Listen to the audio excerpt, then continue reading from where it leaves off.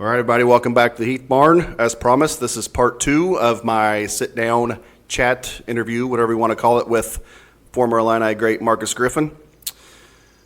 This episode starts off with him talking about, as he describes it, the worst basketball game of his life, or the worst game of his basketball life. There you go. That's what I meant. So we talk about that first, then we get into lots of different stuff. He tells good stories about his teammates, former teammates from back in the day, tells a few stories that are a lot of fun.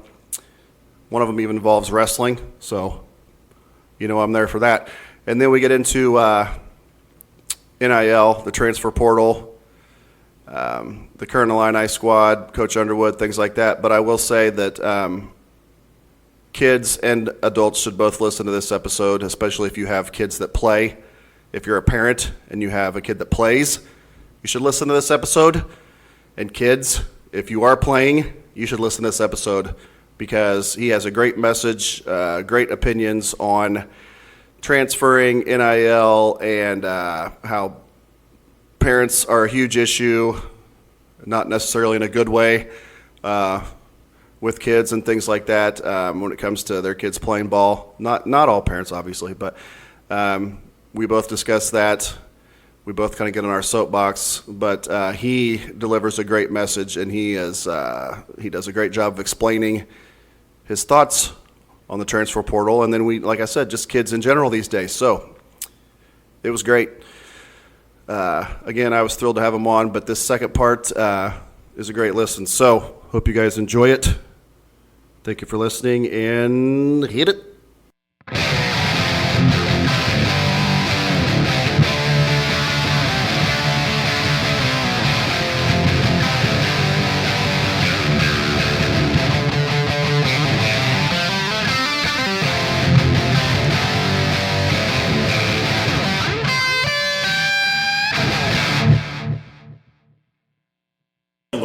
Then that process of getting them back faster is elevated. Yeah. Okay. I hate to talk about this, but your senior year, it was a hell of a year. Great year.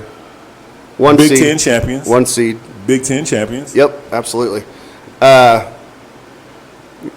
don't. It's still. I wasn't even playing. I can't imagine. The worst game. That was the worst game of my basketball life.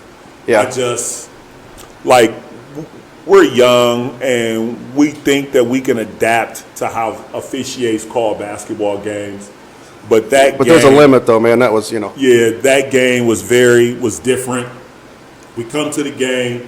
We felt like these two teams have played each other 2 additional times. Yeah, that's another thing. Why don't we preface all this by saying you guys had a rivalry built in there. Yeah. For sure. Maybe get into that a little bit too, yeah. The team that we're talking about is Arizona. Yeah. We played Arizona and Maui at the beginning of the year for the Maui Championship.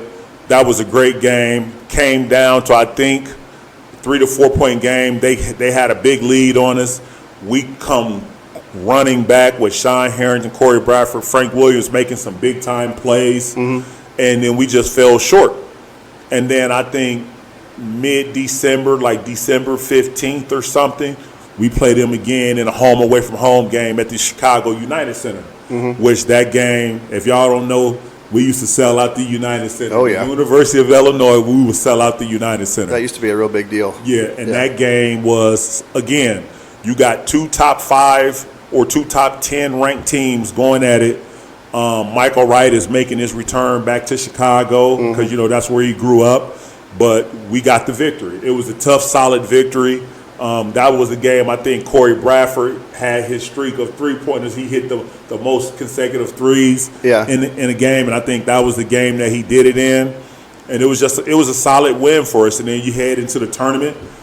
Both teams don't believe Arizona should have been in our bracket, but, hey, that's another story for another day. I felt like if there was a 2 seed that was better than them, I didn't see it.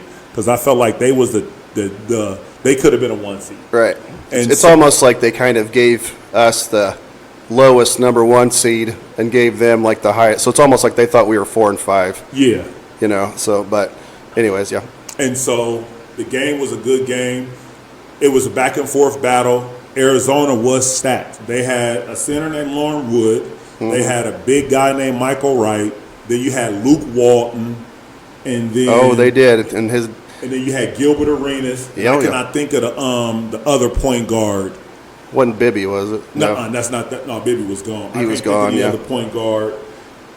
they had a Miles.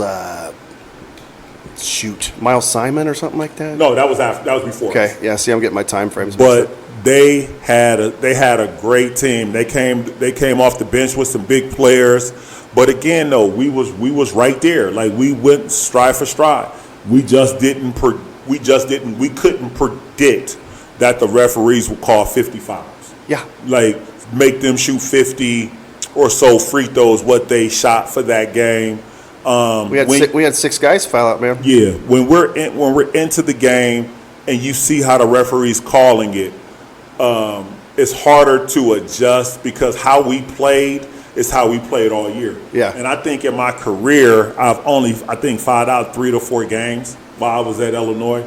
So it wasn't like that I was a high foul out type person, but I picked up my first foul, my second foul, real quick into the game. Mm-hmm. One foul because I was leaning too hard, pushing too hard. The second foul was a legit foul. But then you see all the other fouls start to pick up. And mentally, you like, we got to adjust how we play. But we like, how we play is how we've been playing all year long. Yeah. And we've never had a situation like, we had a war with Michigan State in Champaign. Mm-hmm. A war. Yeah. And we didn't foul that much. No. Right. But this game, for whatever particular reason, the referees called it tighter than we've ever had. And Well, see, could I give you a fan's perspective? Go ahead. Okay, you play earlier in the year. Lute also makes all those comments about how rough you guys are and True. saying all that stuff about Lucas Johnson being crazy and everything. True. Which is that maybe that is true, but so it's like he's setting it up, and then he spoke it up. He definitely played his part in bringing attention to the referees, because the referees that we had, I don't think we know styles of playing conferences have a lot to do with a lot of things. Yeah. And so I don't believe the referees that we had ever coached Big Ten teams. Right. And so they wasn't accustomed to how physical Big Ten teams play. Yeah. So you can take that for how you want to take Right. it. So. And rest in peace, Bill Walton. But how many games do you get where you get the announcer and his boys playing for one of the teams? Like, come on, Bill's I think that's Bill's probably on the only one that has ever happened. Yeah, it's just and Bill's just. I mean, you guys were playing. You didn't hear all the stuff he say, but they're just terrible. They're so rough, and it's just. Oh, I watched so the game that I watched is the TV version. Mm-hmm. It was recorded. So yeah. That's the game. That's when we can record on VCRs, kids. I know y'all don't know what a VCR is, but I a do. VCR, yes. But yeah, I watched the actual game. The first couple of times, I couldn't listen to him. No. But now I can actually listen to him. Rest in peace, Mr. Walton. Yeah. Yeah. Well, having said all that, let's get into some of the positive stuff, because you guys were extremely successful those 2 years. So what do you have? How about a favorite team memory and a favorite individual memory you got while you were playing there? Well, I can go favorite individual memory first. Favorite individual memory. I don't know if a lot of people know about wrestling. So I'm a huge wrestling guy. Hey, so am I. And so back then, WCW had a situation that they had the Wolf Pack. Nash, Sting. Yep. So they had the NWO, and then they had the Red and Black Wolf Pack. So me and Robert Archibald, rest in peace, my brother. Yeah. Me and Robert Archibald was the founding members of the Wolf Pack. Big Griffin, Big Nash. He used to call himself Big Sexy, but I would never call him that. But yeah. If you know Arch, he used to thought he was very, very attractive. But yeah, we would do the Wolfpack sign all the time. We would do it together. But Arch was if you would have saw two different people become as tight, that was my Wolfpacker right there. Right. So, but that's awesome. Moments. It was so many of them to just put them in one.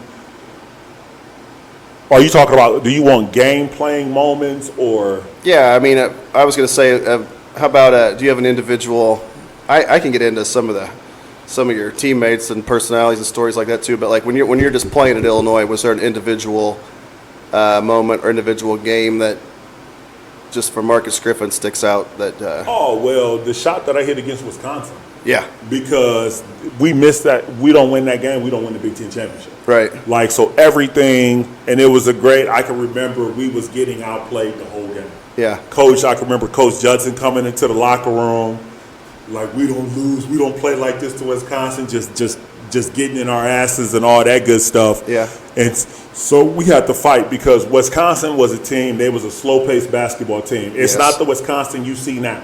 Right. That's trying to put points on the board. They was methodical in their For the approach. longest time, they were methodical. Yeah, so if you got down 10 to 15 Wisconsin, it could feel like 20 to 25 because they would drain the shot clock. They're looking for the best. And so it took a hell of a defensive half to get back into the game. And then out of bounds play that Coach drew up in the timeout gave Sean Harrington multiple different looks to throw the ball into. Mm-hmm. But I got a great backdoor pass. I got a great behind the back screen that brought Frank to the ball. Sean threw it over the top, and the rest was history. It was nothing but net. But just a quick note, I shot that shot 5,000 times in practice. Right. Yeah. Like, that was a shot that I shot every single day.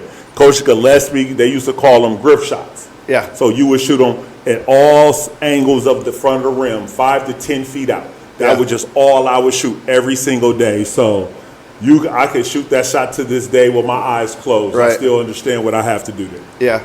Well, Self, did he do a lot of, like you said, did he design that play on the spot? Or was it a play you guys already had? I mean, it was a play that we already had, but we switched people in position. Right. So because some people can jump better going off one leg, coming the other way. So and then like sometimes I think Frank took the ball out a lot, but in that type of play, if you have to, you want one of your best players to be able to catch the ball and score. Yeah. So he moved some pieces around the chessboard. Right. With Frank, how long do you think he ended up being one of the best players to ever come through? But it took him a little while to get reeled in a little bit, would you say? I mean, as far as his style of play and things like that. I mean, with Frank, was there some growing pains there, or do you think he just came out a stud like as soon as he got there? No, everybody will have growing pains. Right. That's just what it is. That's the nature of the beast. But fit is true. Fit is also a part of that. You got to make sure that you and coaches are vibing, and if it's not happening, it can be some growing pains. And so we all went through that. Right. Everybody went through that. Serge went through that. I went through that. Archibald, Corey Bradford went through that. I think it's when you're getting to that level, and the same with the rookies now that's in the NBA, WNBA. They go through those growth hurdles, and you just got to be mentally in there to stay mentally intact so you can go through that and you can come out better on the other side. Right. All right, let's get into some of those teammates a little bit. So who said you and Archibald had a good relationship? Yeah. Who was like Lucas is kind of portrayed as being the crazy one, but I mean he's the crazy you want on your team. Right. Lucas Johnson is the. Oh yes, there's not absolutely. one person that has ever played basketball who will not want that man on Right. your team, and I want Lucas on my team, 10 out of 10 games. Absolutely. Okay, but who was probably the funniest guy on the team? Oh man, the funniest guy, Jarris Howard. Jarris Howard and Brian Cook would just be roasting each other from time to time on the bus. Yeah. You got Nate Mass that will be the dunk of the week. So we had a little board in the inside of our locker room, Yeah. the practice facility at the oven, and anybody who got dunked on, they would draw it on the board. They would draw the play. They would draw the person, dunk it over whoever. Yeah. And so, but yeah, we didn't have pockets of friends. We hung out a lot together. Yeah, and that's great. Yeah. That's what you need. Like we all lived together. So until freshmen can move off campus, Right. we all stayed in basketball. Like my roommates was like one time my roommates was me, Serge, and Frank. Yeah. And then the other time my roommates was me, Serge, Frank, and Jarris. Gotcha. So Yeah. I'm stealing this from somebody, but they were asking. Let's say who would be if one person on your team was going to be late for stuff all the time, who would it be? Frank. Frank, like, I would say Mr. Williams. Hold on, let me think. Anybody else?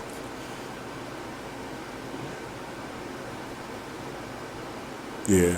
Frank, huh? But I'm not going to sit here and say that I did not have my days of being late because I didn't have a car. Yeah. Like, I would say I have my days of being late probably more than anybody because Frank had a car.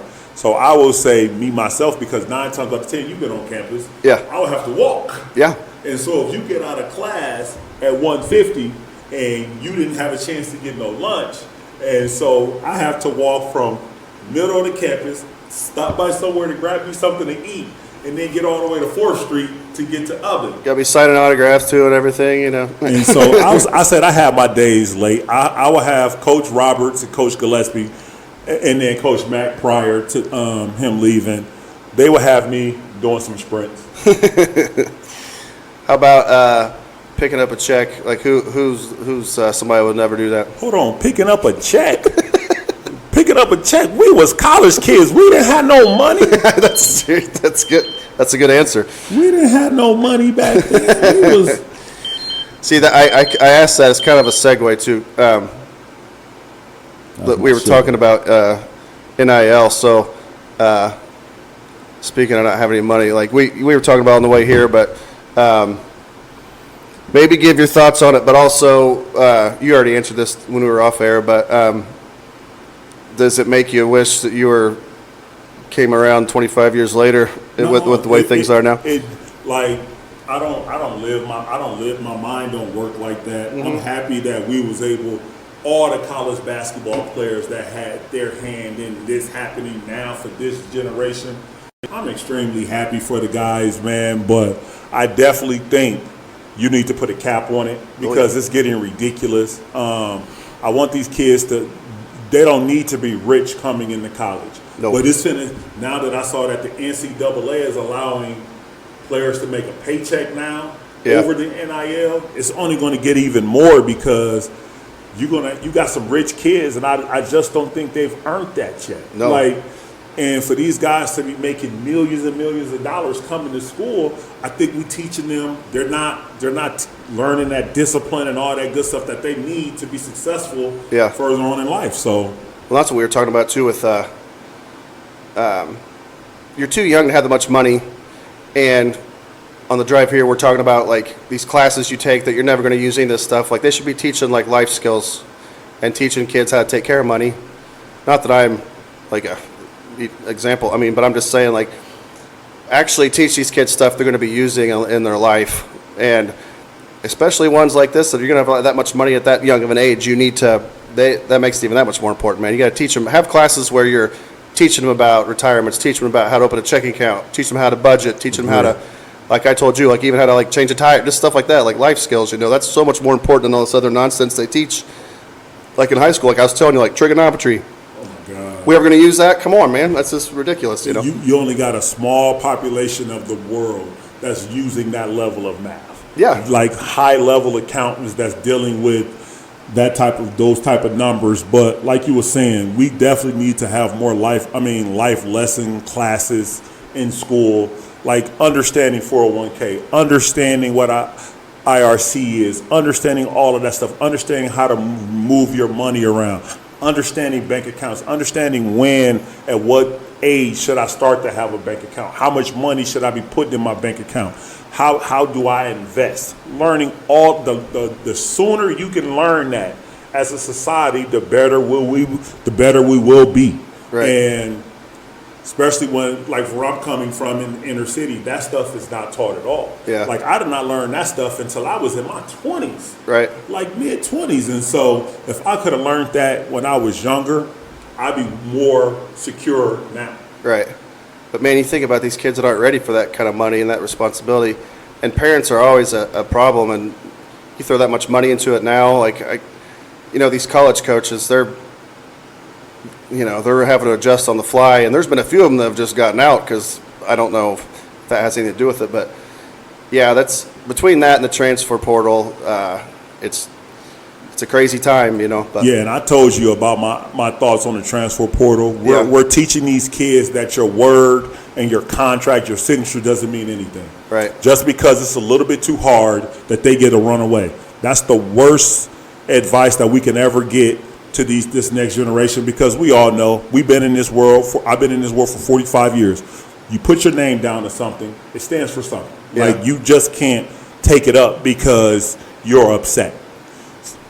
No. Right. The only time you need to be able to break your name off that contract, if your head coach leaves, if your head coach gets fired, if your head coach takes another job, then, because that's who you're tied to. But then after that, you should be able to do other things. Just because a coach tells you you're not going to start, you're not getting the playing time, that means you need to work harder, you need to dig in deeper, but you do not get the transfer. Right. Yeah. Can we switch seats? Yeah. I'll pause it for a second. Yeah, and I feel like with transferring too, and I've coached like junior high and high school, this kind of stuff too. Same kind of stuff.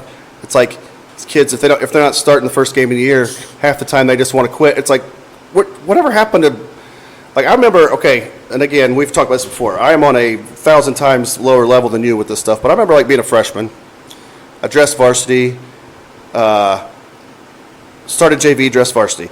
And I remember all 5 starters were underclassmen on the varsity, and we won like 20 games that year. So everybody's just assuming it's going to be the same 5 next year. But I was like, somebody's getting passed up, and I shot every single day, and blah, blah, blah, blah, blah, and ended up, leading the area in threes as a sophomore, all that kind of stuff. Again, now, as you know, on a way, way, way, way lower level. It's like you said on the way here, there's layers to this. We got our small town more play than we got you guys.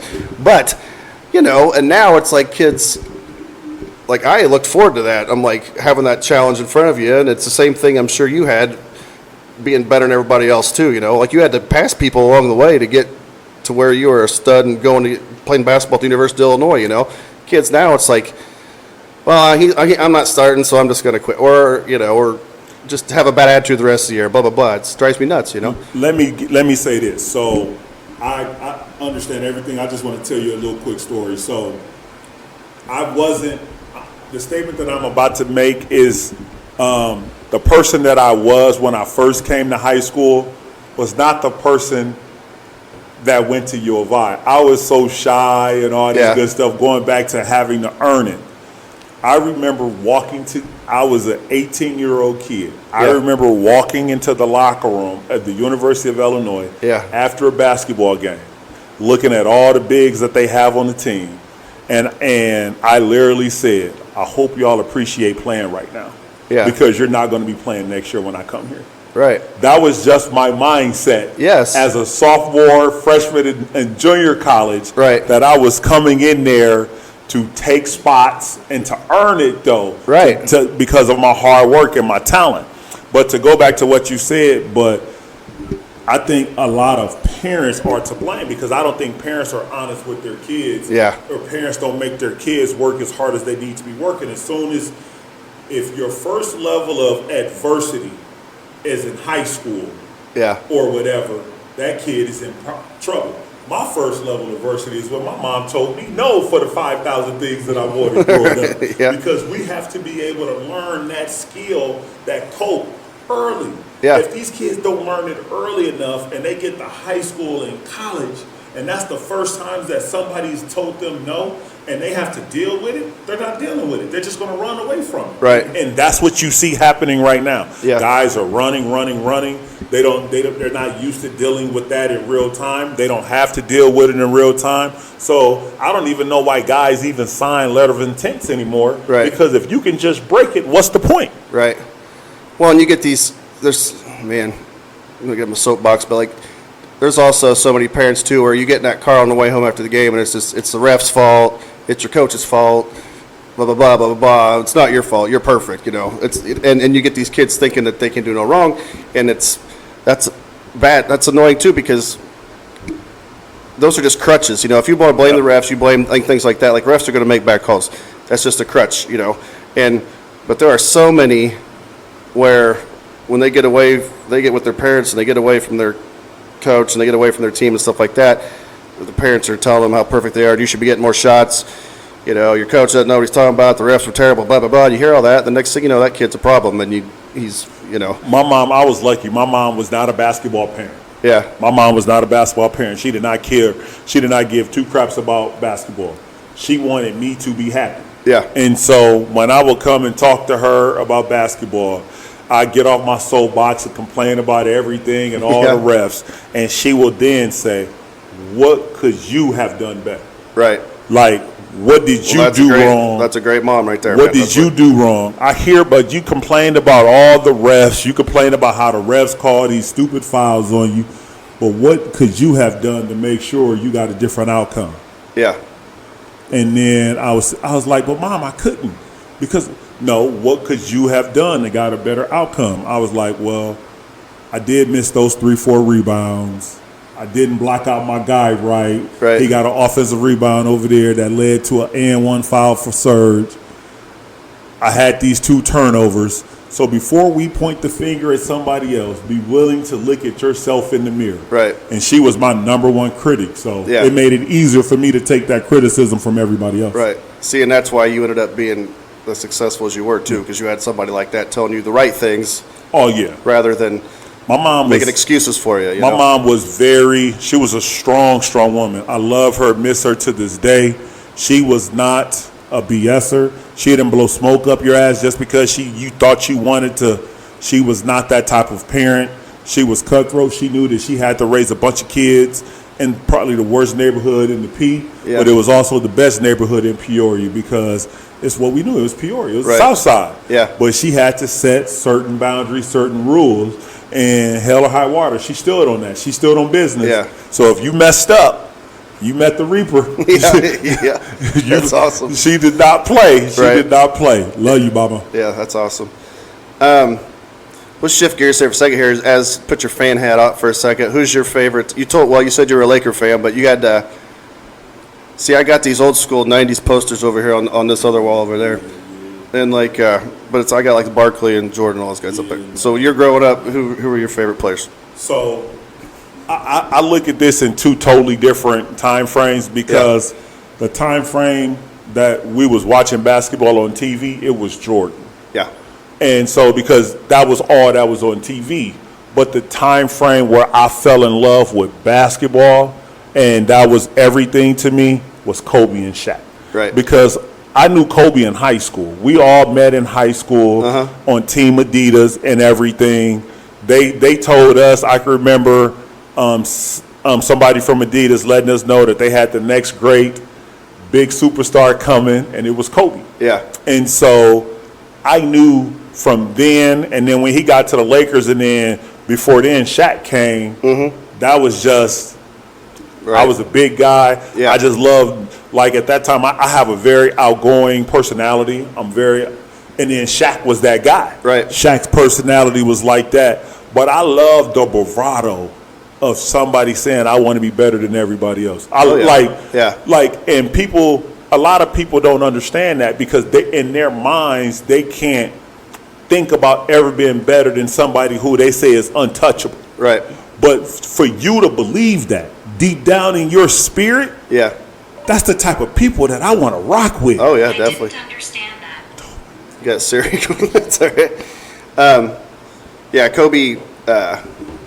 He was different, man. He was for sure. I wish that I would have been able, because Brian Cook ended up getting drafted by the Lakers, and Brian Cook played a couple years with him. Right. I wish that I would have been able to go back down there at some point and to be able to reconnect, just to tell him the memories and what he did for my life as a basketball player, and how he pushed me to be better and be great, and not to let other people's opinion dictate your reality. Right. That was all because of him, because he led by that. And so, but I never got the chance, man. And Mamba, you are definitely missed. Yeah. When you got done playing at Illinois, did you ever go overseas, or did you do anything, or what? Or yes, I went overseas for a little bit, but I got sick. Yeah. I got sick, ended up having heart surgery, and then that was the end of basketball. Gotcha. I feel like I might remember that, but well, let's see here. So you got your favorite. We got your favorite players. We got your favorite memories. We talked about the transfer and NIL, all that good stuff. What do you think about Illinois' the state of the program now, I guess, before we wind down here? Coach Underwood is amazing. Like, he was in Illinois when we was trying to do our thing. I think he was at Western at the time. Yeah. Back all those years. I think he has a great hand on the pulse. He's a player. He rides for his guys. He's personable. He has all those qualities that make him a great coach. But then on the other side, he's tough. Yeah. But he's tough and fair. He just wants you to work hard. Give him that same energy on the offense that you give him the same energy on defense that you give him on offense, and he just wants you to be there for each other as teammates. And who can argue against that? Right. And he got us nationally every year, nationally ranked. You know, we went up against a buzzsaw in UConn this past Elite Eight. We wish that game would have turned out so much differently, but it didn't. But I know he's rebuilding. He's trying to have a juggernaut this year. We just got to wait and see how the team gels and everything. Yeah. But I think he got some good pieces. Yeah, I do too. It's funny getting them to gel.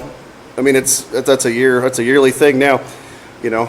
But I'm pretty sure these guys right now are working. I'm pretty sure they're on campus right now, getting familiar with each other, going to. So I know Coach Flesh got a lot of these guys in the weight room, banging it out. He needs to get me in the weight room so I can lose some of this weight. But I know these guys right now are starting to build those relationships, because this time right now is when you start to build the relationships, build the camaraderie that you're going to need for March and April. Definitely, yeah.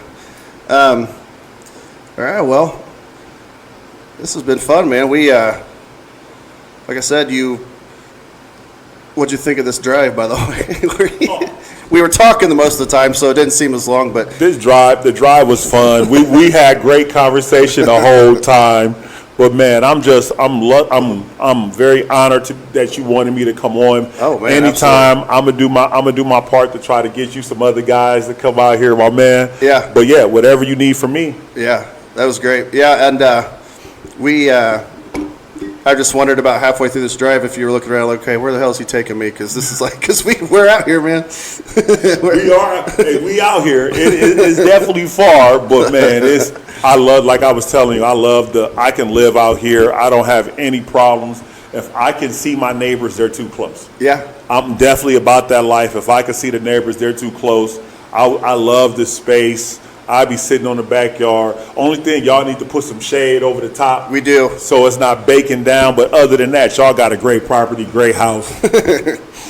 Well, thanks a lot, man. This maybe we'll have you on again sometime. This is a lot of fun. But yeah, thanks a lot for coming, man. I really appreciate it. I really appreciate it, man. We got a handshake here. Yeah, my son, real quick, he does a little, I asked him for a little sign-off line, because when he was in kindergarten, he told me just to clap my hands and say that's that, so that's what I'm going to do. So. Okay. All right, Marcus Griffin, thank you so much for coming on, man. This was awesome. No problem. All right, and that's that. That's that.